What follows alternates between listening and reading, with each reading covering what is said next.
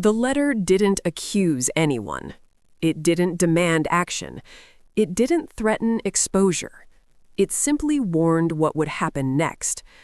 That warning never left the palace, and within months, the institution began behaving exactly as if it had. This is not a story about scandal. It's a story about anticipation. Because the most powerful documents in royal history are not the ones that explode into public view. They're the ones that quietly alter behavior long before anyone notices. In the late 2000s, during a period of internal reassessment inside Buckingham Palace, a handwritten letter was composed under strict confidentiality. Not typed, not drafted by committee, written deliberately, slowly, and privately. The author was not a fringe figure. They held institutional memory, access to succession planning, constitutional briefings, and private advisory channels that rarely intersect with public life. The recipient was equally significant, a senior constitutional authority whose role existed precisely to receive warnings that were never meant for newspapers. But the letter never arrived. It was intercepted during internal routing, flagged not as dangerous but as destabilizing in timing. That distinction matters, because destabilizing content is not removed, it is contained. Instead of destruction, the letter was logged, sealed, and classified under an archival protocol used only when information is considered accurate but premature. At the time, nothing appeared to change. No announcement, no reshuffle, no visible disruption. Yet inside the institution, the atmosphere shifted.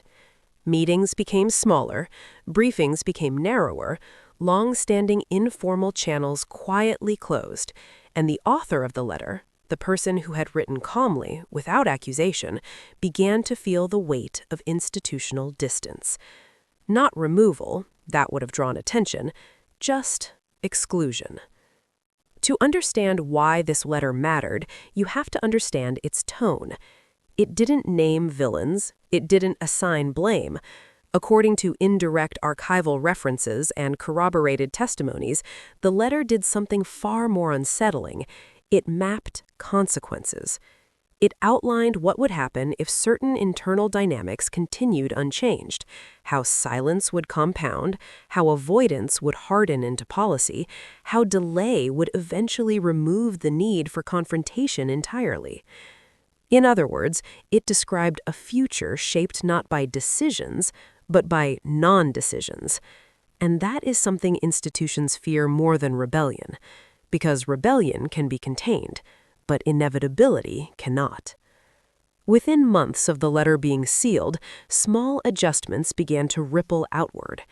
Private advisors were reassigned without explanation. Ceremonial roles were subtly redefined. Long-term planning documents were revised with language that emphasized continuity over tradition. No single change was alarming. Together, they formed a pattern that mirrored the letter's warning. Royal historians who later examined this period noted a shift away from precedent-based governance towards scenario-based control, not reacting to events, but preempting them.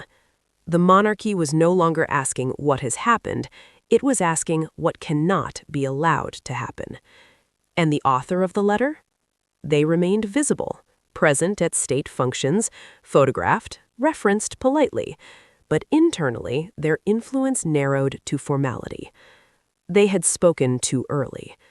The palace does not punish foresight, it neutralizes it, by absorbing it into policy without acknowledging the source. One former archival consultant described the classification of the letter as procedural, not disciplinary, which sounds harmless, until you realize what it means. It means the institution accepted the warning, but rejected the messenger. Years passed. The public saw continuity, tradition, stability, but internally the letter continued to echo, not through words, through decisions. Access rules tightened, succession contingencies were quietly revised.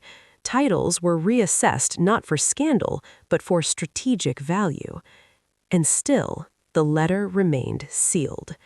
Not because it was explosive, but because it was explanatory. Several independent researchers who track royal archival behavior have noticed something unusual. References to the letter appear not in historical files, but in forward-looking continuity frameworks, meaning it's still relevant, still cited, still shaping decisions. If released today, experts agree it would not shock the public. There are no accusations, no betrayals, no scandals. What it would do instead is far more destabilizing. It would show that the monarchy's modern form was not accidental, that it did not simply adapt to circumstances, it anticipated them. And that anticipation came from a warning no one was meant to hear. Because institutions rarely collapse from external pressure, they change internally, long before the outside world notices. The letter didn't accuse anyone. It didn't demand action. It didn't threaten exposure. It simply described what would happen next. And the fact that it remains sealed tells us everything. Not about the past, but about how power prefers to move. Quietly, predictably, and without witnesses.